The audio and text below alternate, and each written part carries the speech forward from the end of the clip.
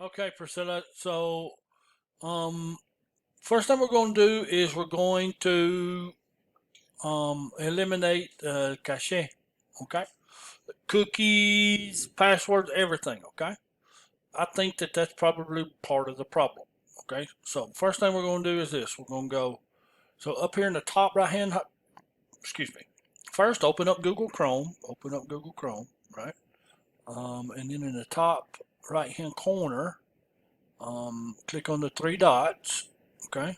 Then down here it says more tools, and then clear browsing data. It'll open up another tab, and this will come up, okay? So we want to, the time range, desde el principio, no? I'm not real sure what it's going to say in Spanish, but um, desde el inicio, el principio, no sé, okay? So we want to get rid of browsing history, download history, cookies, and other site data. We want that done. Cached images and sites. And I would also click this. Okay? Passwords and other sign-in data.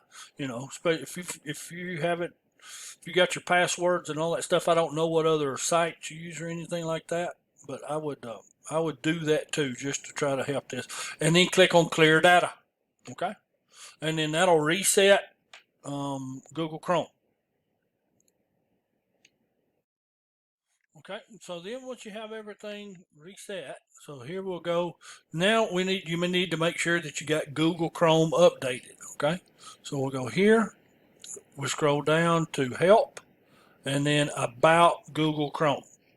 Okay, so it'll open up, and you'll see it tries to look if there's any versions. And if yours isn't up to date, we'll update it. That'll help too. Okay.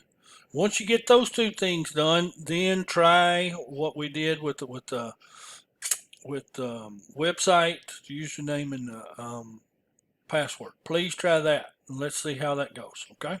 Thanks.